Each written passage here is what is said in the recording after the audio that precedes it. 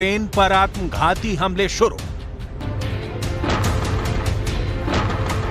17 महीने की जंग में यूक्रेन पर रूस इतने भीषण और खौफनाक हमले कर चुका है कि अब यूक्रेन के पास दो ही रास्ते बचे हैं, या तो रूस के सामने सरेंडर करे या फिर रूस से यूक्रेन को आजाद करने के लिए उस पर तूफानी हमला करे।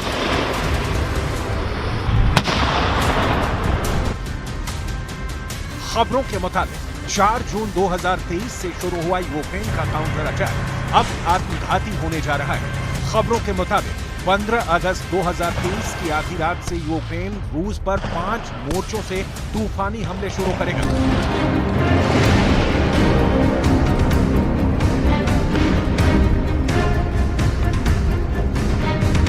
क्योंकि रूस के मौजूदा हमलों से साफ हो चुका है कि रूस पूरी तरह से अब पूरे यूक्रेन पर कब्जा करने जा रहा है।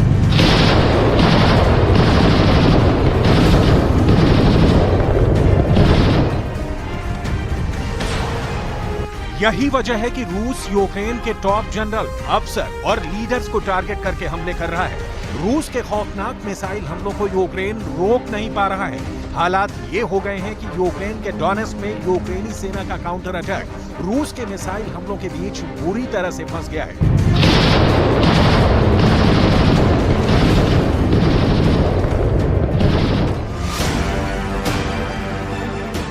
अब खबर आ रही है कि डोनेट्स्क में ही यूक्रेन के करीब 20,000 सैनिक रूस के तूफानी हमलों के बीच फंस चुके हैं। इस वक्त पूर्वी यूक्रेन से लेकर दक्षिण यूक्रेन तक रूस का स्टॉर्म जेड चल रहा है, जिसमें 2 लाख से ज्यादा रूसी सैनिक यूक्रेनी सेना पर हमला कर रहे हैं। जानकारों के मुताबिक पुतिन की सेना यूक्रेन के डोनेट्स्क पर भीषण हमले कर रही है। दावा किया जा रहा है कि रूस की घातक हिंसल मिसाइलों ने डोनेट्स्क को तबाह करके रख दिया है। रूस ने खुफिया इनपुट की जानकारी पर ऐसा भीषण मिसाइल हमला किया है जिसमें ज़ेलेंस्की के बेहद करीबी टॉप 7 अफसर मारे गए हैं। रूस का यह हमला इतना ज्यादा खौफनाक और भीषण था कि हमले में मरने वाले का पता 5 दिन बाद लग पाया है। यह रूस का मिसाइल हमला कब और कहां हुआ है?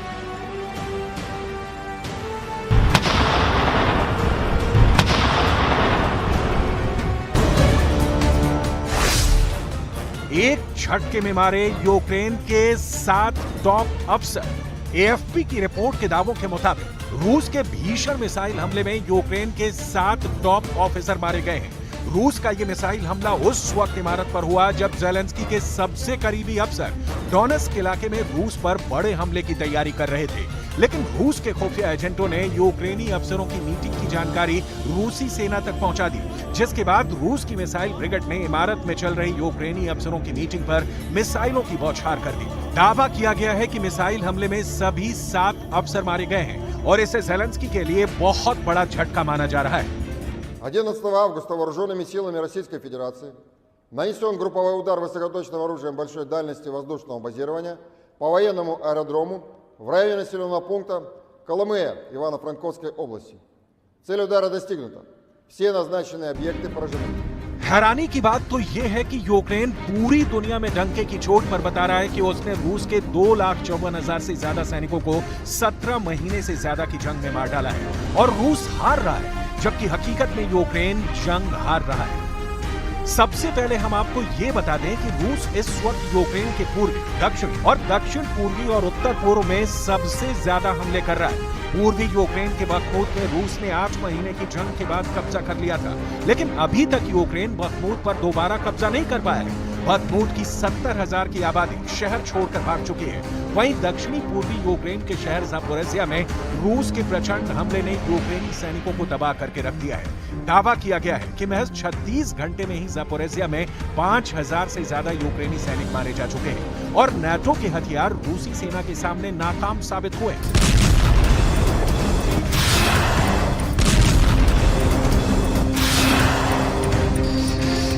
Хто в переліку безвісті зниклих. На щастя, вдається повертати наших. І важливо, що це спільне завдання. Завдання і тих, хто організовує обміни. Єрмак, Буданов, Малюк, Клименко – дякую хлопцям. І завдання тих, хто поповнює для нашої держави обмінний фонд. Кожен, хто бере окупантів в полон на фронті, хто активний на передовій, кожен такий наш воїн. 40 मिनट में पुतिन का 400 मिसाइल से हमला। भले ही नाटो यूक्रेन को 20 लाख करोड़ के हथियार दे चुका हो, लेकिन अभी तक यूक्रेन रूस के खिलाफ अपने काउंटर अटैक को कामयाब नहीं बना पाया है। हालात ये हो गए हैं कि इस वक्त रूस यूक्रेन के कमजोर एयर डिफेंस सिस्टम का पूरा फायदा उठाते हुए रॉकेट और मिसाइलों की बरसात से यूक्रेन को तबाह करता जा रहा है। हम आपको पूर्वी यूक्रेन के पोक्रोव्स्क शहर में रूस के मिसाइल हमले का ऐसा खौफनाक आंकड़ा दिखाते हैं जो दिखाता है कि रूस के मिसाइल हमले कितने तीखे और प्रचंड हो चुके हैं। एएफपी की रिपोर्ट के मुताबिक 7 अगस्त 2023 को रूस ने पूर्वी यूक्रेन के पोक्रोव्स्क शहर पर भीषण मिसाइल हमला किया था। रूस ने एक के बाद एक 2 घातक मिसाइलों से हमला किया। कुछ रिपोर्ट्स में दावा किया गया है कि रूस ने हाइपरसोनिक किन्झल मिसाइल से यूक्रेन के पोक्रोव्स्क शहर में मौजूद एक इमारत को टारगेट बनाकर हमला किया था। इस हमले में ज़ेलेंस्की के करीबी 7 अफसर और 67 लोग मारे गए हैं। डोनेस्क इलाके के सैन्य प्रशासन के प्रमुख पावलो किरिलेंको ने दावा किया है कि रूसी सेना ने 40 मिनट के अंतराल पर 2 मिसाइलें इमारत पर दागी थी, जिसकी वजह से इमारत में मौजूद होटल और दुकानें पूरी तरह से तबाह हो गईं। पूर्वी यूक्रेन के पोक्रोव्स्क शहर की कुल आबादी 60,000 के करीब थी, जिसमें से आधे से ज्यादा लोग भाग गए। डोनेस्क में फंसे यूक्रेन के 20,000 सैनिक। इधर रूस ने पिछले 3 दिनों से पूरे डोनेस्क में भीषण हमले शुरू कर दिए हैं। कुछ रिपोर्ट्स के मुताबिक यूक्रेन के 20,000 सैनिक रूसी सेना के तूफानी हमलों के बीच फंस चुके हैं। अब 2 ही रास्ते हैं, या तो रूस पर खोलकर आत्मघाती हमलावरों की तरह से हमला किया जाए या फिर रूसी सेना के हाथों मरने का इंतजार किया जाए।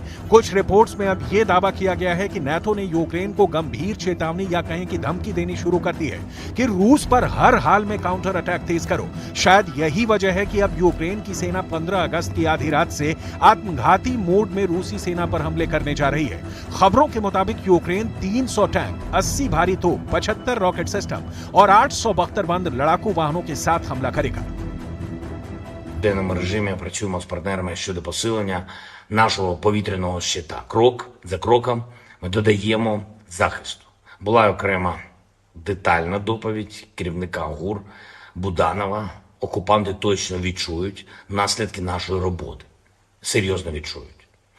Ми готуємо низку міжнародних заходів. Тиждень буде дуже важливим для України, для нашої зовнішньої політики. Залишається місяць до старту нового політсезону. 15 अगस्त की आधी रात यूक्रेन का रूस से बदला। ज़ेलेंस्की के बयानों से भी साफ हो चुका है कि रूस ने पूर्वी और दक्षिणी यूक्रेन में हमले तेज कर दिए हैं। यूक्रेन के साथ सबसे बड़ी दिक्कत यह है कि उसके पास हवाई ताकत बहुत कम बची है।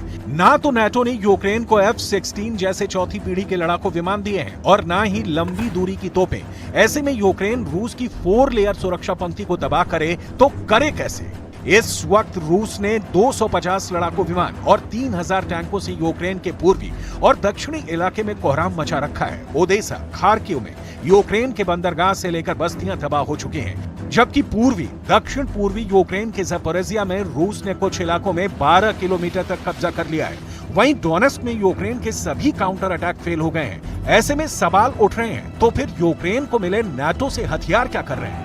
क्या नाटो के हथियार रूसी सेना के सामने नाकाम हो रहे हैं? इधर अमेरिका में हुए सर्वे के मुताबिक और बाइडेन सरकार की बौखलाहट को देखकर डिफेंस एक्सपर्ट्स इस नतीजे पर पहुंचे हैं कि अगर रूस को और ज्यादा दिन जंग में टिकने दिया गया तो दुनिया का वर्ल्ड ऑर्डर पूरी तरह से बदल जाएगा। रूस के साथ चीन, ईरान और उत्तर कोरिया अमेरिका के साथ साथ पूरे यूरोप के लिए नासूर बन जाएंगे। जिस तरह से पुतिन के इशारे पर लिथुआनिया और पोलैंड पर रूस बड़े हमले की तैयारी कर रहा है, उससे भी अमेरिका सख्ते में है। Впрямую вмешаться в конфликт на Украине, чтобы затем оторвать себе кусок пожирнее, вернуть себе, как они считают, свои исторические территории, сегодняшнюю Западную Украину. Польские власти, вынашивая свои реваншистские планы, правду своему народу, если польские части войдут, например, во Львов или на другие территории Украины, то они там и останутся. Причем останутся навсегда. 15 अगस्त की आधी रात यूक्रेन का रूस से बदला।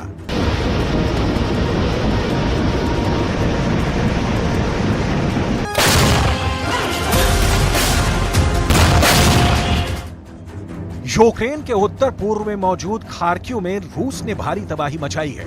यहां पर रूस के 1 लाख सैनिक, 1200 टैंक, 555 तोप और 377 रॉकेट सिस्टम के साथ यूक्रेन को तिल तिल करके मार रहे हैं। यहां भी नाटो के हथियार नाकाम साबित हुए हैं। वहीं यूक्रेन के दक्षिण पश्चिम में स्थित यूक्रेन के ओदेसा में मौजूद सबसे बड़े बंदरगाह को रूस ने मिसाइल और ड्रोन हमलों से पूरी तरह से तबाह कर डाला है।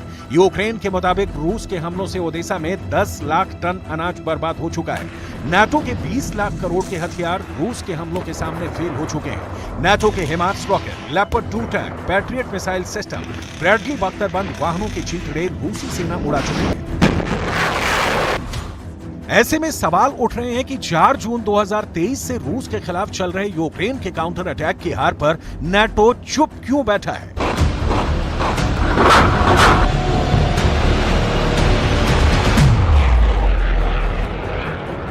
4 जून 2023 से शुरू हुआ यूक्रेन का काउंटर अटैक 2 महीने बाद भी पुतिन के तूफानी हमलों के सामने जलकर राख होता जा रहा है।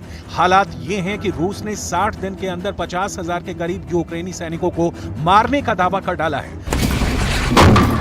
पूर्वी दक्षिणी यूक्रेन के कम से कम 8 शहरों पर रूस की मिसाइल, ड्रोन और रॉकेट हमलों ने ज़ेलेंस्की के शहरों का वजूद खत्म कर दिया है। दक्षिणी यूक्रेन के कम से कम 35% इलाके पर रूस की सेनाएं अंधाधुंध हमले कर रही हैं।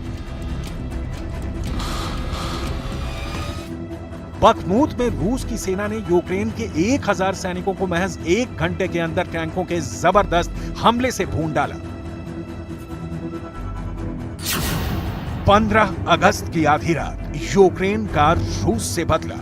पुतिन ने पिछले 3 हफ्तों से यूक्रेन के दक्षिणी और पूर्वी इलाकों पर सबसे ज्यादा खौफनाक हमले किए हैं। हैरानी की बात तो यह है कि रूस की सेना नाटो के हथियारों के पीछे हाथ धोकर पड़ गई है। नाटो के leopard 2 tank, challenger tank, HIMARS rocket और पैट्रियट मिसाइल सिस्टम को धमाकों के साथ उड़ाया जा रहा है।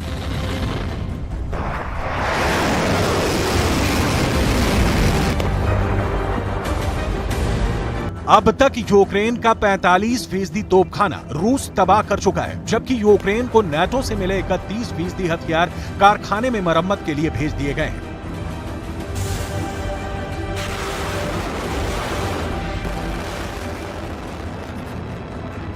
इधर पुतिन के हवाई और जमीनी हमलों ने यूक्रेन के टैंकों का कचूमर निकाल कर रख दिया है।